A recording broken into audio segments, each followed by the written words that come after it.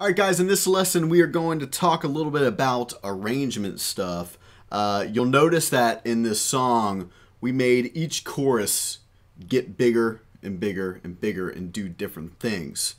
And you've probably heard of this concept before, but if you haven't, it's a great way to prevent your songs from sounding just kind of boring and stagnant all the way through.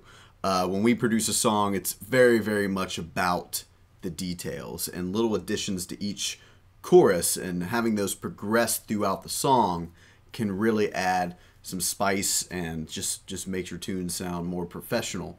If you listen to most major songs, you're going to hear these kind of things happening in those songs too. So it's not just something we do, it's pretty common in the world of production and songwriting even. So Christian, why do we change the choruses? Why is it even important from a producer standpoint that they progress?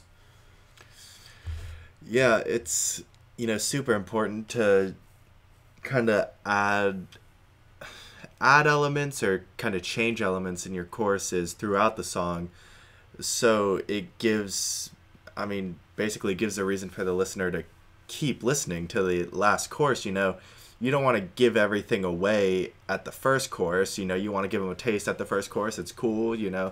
There's tension that was building throughout the verse, and then there's a small, relief with the first chorus and even the second chorus. But, that third chorus, the end of the song, like, that's where you want your climax to be. That's where, you want everything to finally come together. And in this particular song. Yeah. Right. Maybe not always, but... Right, yeah. Yeah, and in this particular song, I wanted to, I think it's like if the songwriter did their job, which Dylan did an awesome job writing this tune, it's you got to look at it, regardless of us doing kind of the tutorials and parts, you do have to look at the big picture of the song. And as the intensity of the story in the song increases, sort of spicing up each chorus, or even each, that's this example. In other songs, you could have every different part build up, and that's fine too. But it was just important to kind of mimic the emotion that was going throughout the song. So cool. So let's take a look. There's 3 choruses in this song. We're going to show you just each one of them, starting with the first chorus. Just kind of talk about a little bit about what we added to it and what that does. And then at the end of this lesson, I want to dive back more into, if you could show them kind of more of the vocal arrangement stuff happening, because in this particular tune, the vocals are really a huge contributor to this concept that we're teaching about. So, first chorus. Don't drive me now.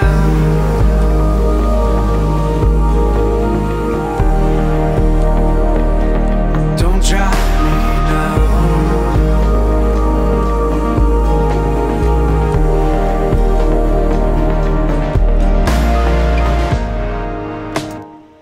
Cool. So Christian, what's going on in that one? That one's kind of setting the bar. It's the very first chorus. Right. So, as far as drum-wise, there's pretty much nothing. The drums actually kind of take a step down from the verses, where there's a kick and snare pattern.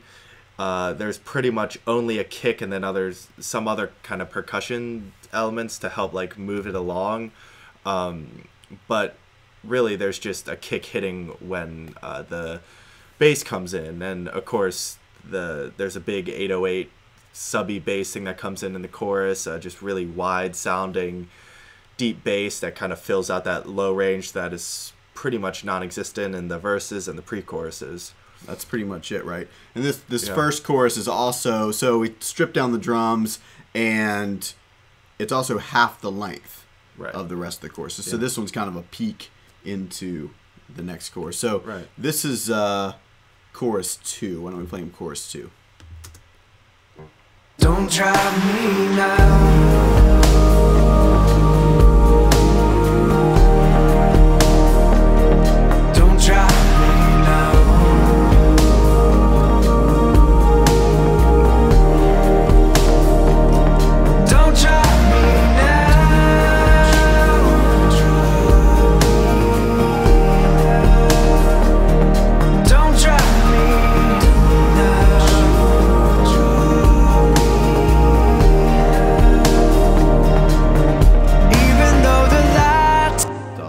Big difference. Yep.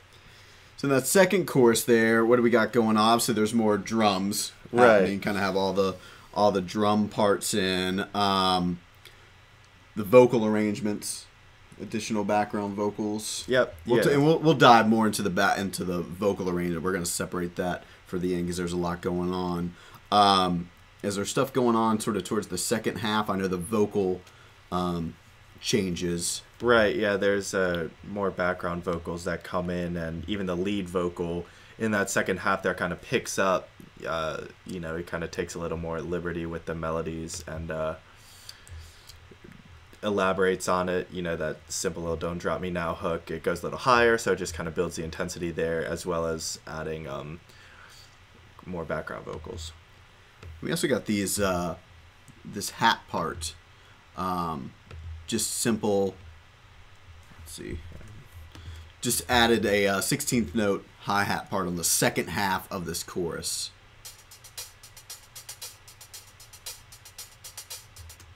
So if you don't have a lot of like hat shaker, tambourine kind of loops like that, definitely get some, because easy way to sort of elevate the chorus. So we're elevating the whole song, each chorus, and then kind of within each chorus you're giving a little bit. It's all about kind of these, again, kind of motion and patterns happening. So that's what we did in the second. The difference from the first, again, doubles in length. The vocal arrangements are a little different, which don't worry, we'll get into detail with those at the end. And we added a 16th hat loop on the second half of the chorus. That's it on that one, right? Yep. Chorus number 3. Let's play him that one. The ground. Don't drop me now.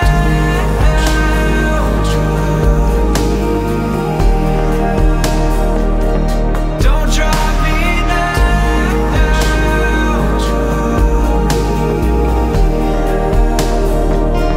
Don't drop me now.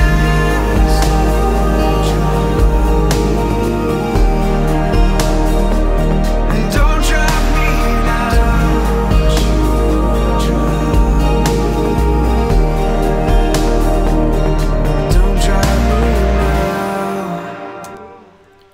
Cool. So the changes on that, looks like we still kept the 16th note hats here in the second half. What else do we add on this third chorus, Christian? Just besides the vocal arrangement, which we'll talk about.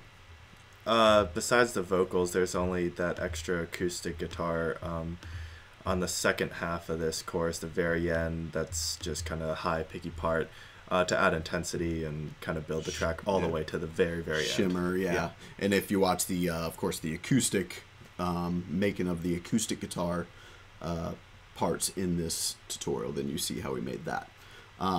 So that's pretty much it. So quick little recap before we dive into vocal arrangement. First chorus is half the length and less drums. Second chorus, we bring in all the drums. We also double the length of the chorus. There's some vocal additions happening. The way the lead singer is singing it is a little bit more intense, and we added a 16th hat loop to the second half of the second chorus. And then, as you just saw here, third chorus, same as the second. We got some more vocal stuff going on, and we added a high, kind of shimmery, not electric, acoustic guitar part to the second half of that third chorus. So that gives us a nice sort of build. We have some building within the chorus, and then we have building kind of from start to finish of the track. And this is just super important arrangement stuff. It really helped the song just kind of move along. So let's open up the vocals there, Christian, so that people can see what's going on. We're fortunate enough to have just an incredible vocal arranger and singer on our team, Thomas Brashali, and he's got some cool stuff going. You want to show him? Why don't we show him what's going on in the first chorus, and then we'll talk about the leads in the second and how those change. So here are just the vocals in the first chorus.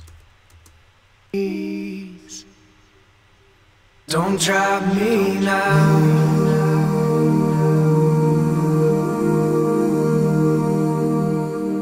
Don't drop me now.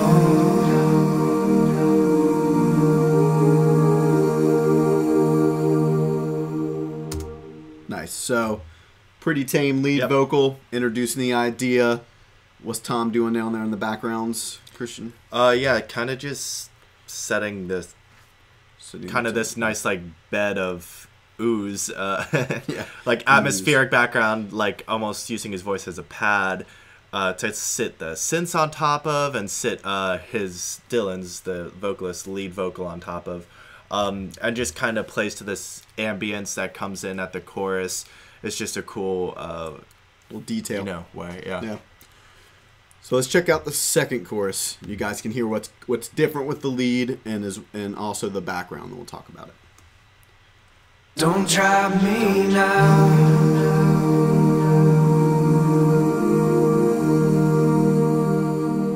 Don't drive me now.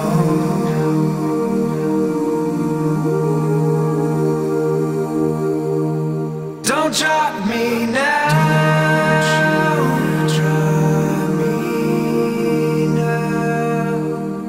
Don't drive me now.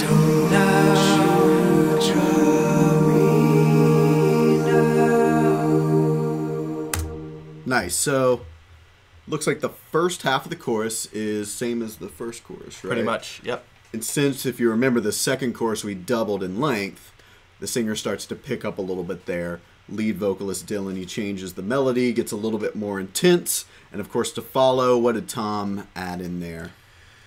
Yeah, so on the second half here, there's this little kind of counter melody, background part to the lead vocal, and this is actually Dylan singing it. And is it Dylan singing it? In the end, Tom comes in with some harmonies, but there's this nice little background part here. I'll play it for you. Don't you drive me now. Kind of just adds to the melody, since obviously the main hook is very spread out. It just gives you a new thing to listen to, introduces a new idea on that repeat of the chorus, so you aren't getting tired by the end of it. Yeah, so kind of drilling that point home, that line, the "Don't Drop Me Now." Yep. And that's if you guys have a vocal arrangement, there's a lot of space. Easy way to kind of add some excitement is essentially you're repeating the line, but doing it in a counter melody. Let's play that ending one more time for them with all the vocals.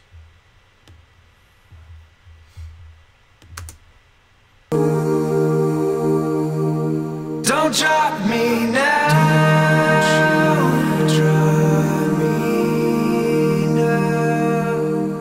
Don't drop me now.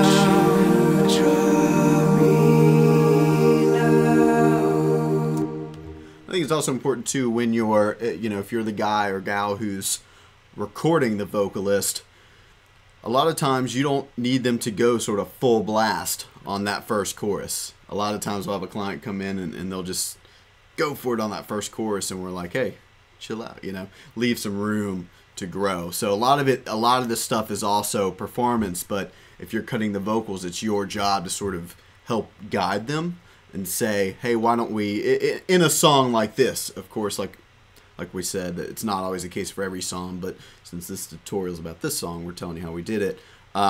We had him kind of tame it down on the first chorus so that he had room to grow. If they give everything they have in the first one, then you have the potential of it going sort of downhill from there. The second one's a little less exciting than the third one's a little bit more, tired sounding. And that's the opposite. If it's all the same, you hear it again the second time and your ear's like, oh, I already heard that. It's no big deal. Even if it is cool, you already heard it. It's not going to sound as cool, Yeah, and if we're, talking about like so maybe it's a super, super pop track or EDM track where you're copy and pasting the chorus, in the vocalist performance is the same. That's cool if you want to add background parts to it. That's add a double or a harmony. Yeah, or a harmony. Just little things to add. So it isn't always the goal. Maybe in a dance song or something where the vocal's meant to be more repetitive, you can just copy and paste and use the same thing. But in the case of this song, it made a big difference. So the grand finale here, chorus number 3. Let's play on the vocals on that. Until I hit the ground. Don't drop me now. Don't drop me now. Don't drop me now. Don't drop me now. Don't drop me now.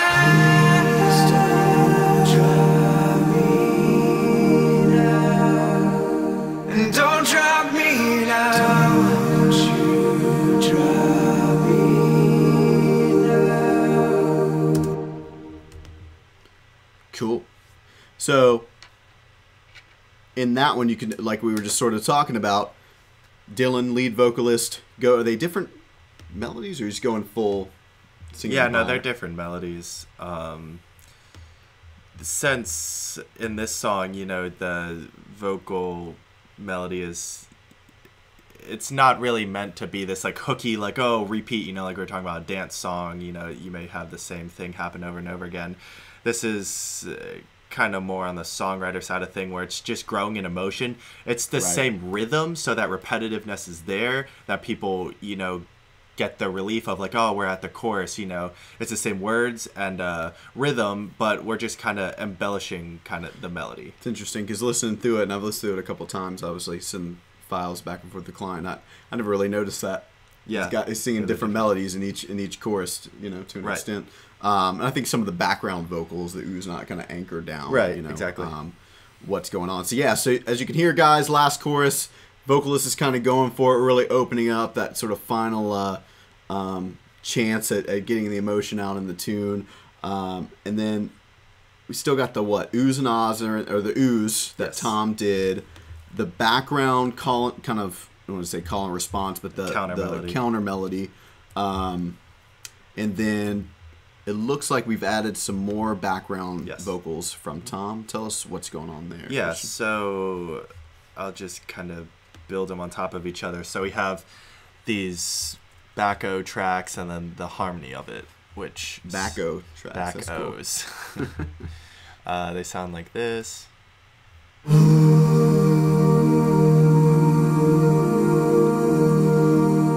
So there's the main one that Dylan is doing. That's just a root note. Just an octave of it, and that's kind of holding down the part while Tom's in here. And each time this happens, Tom changes his part. This 3-part kind of moving harmony thing is really cool.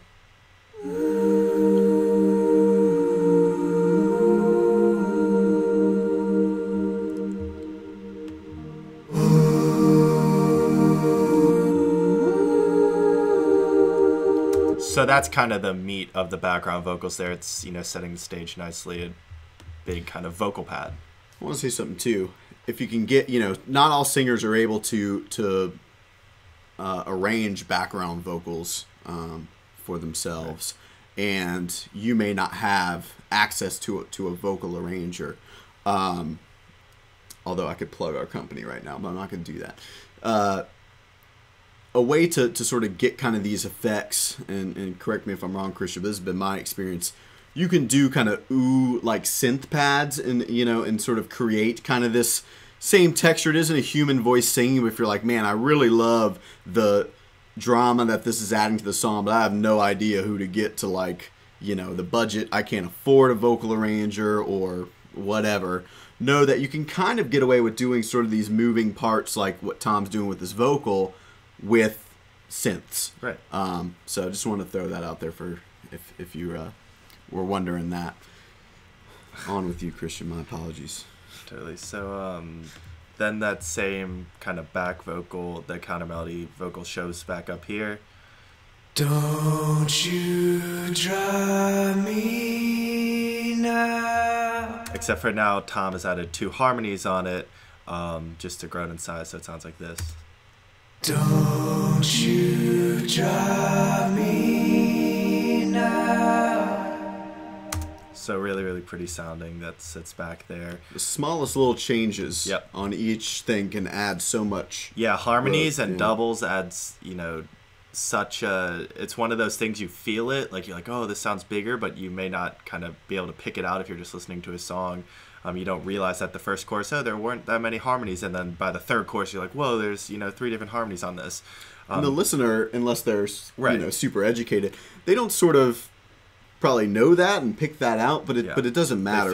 They feel it. It's our job, you know, you and us as producers and track makers, that we have to do this detail stuff, you know, to make them feel that. Regardless of whether they know what's going on or not. Yeah. So I'll play you what we've talked about all together so far because it sounds really pretty. Don't you drive me now. And then there's just one small other part, another kind of background vocal that kind of plays off the lead synth melody that just adds a little end, I don't know, tail counter melody on the end of all those phrases that sound like this.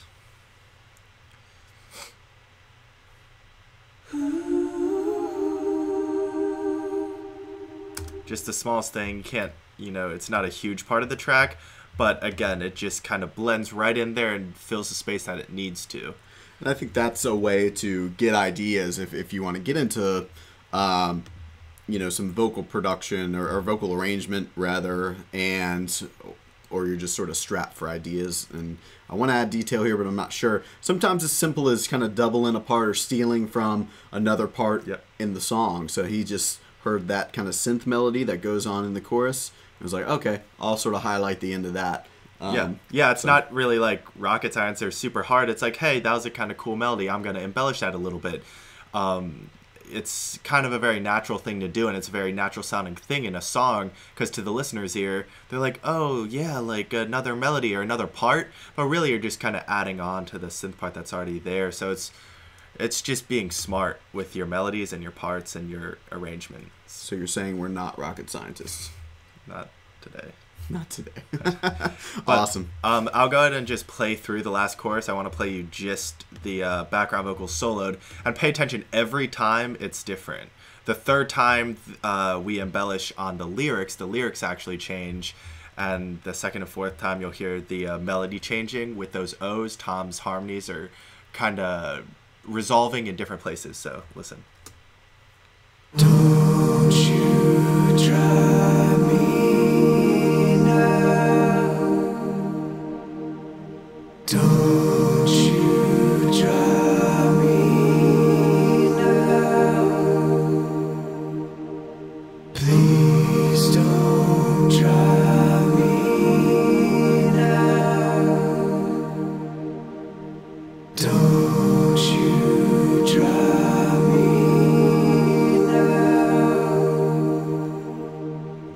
So really beautiful sounding background vocals. So cool. Why don't we'll end the video with this. Let's play in the whole last chorus with vocals and everything in there, so you can hear kind of the climax of the song. Until I hit the ground. Don't try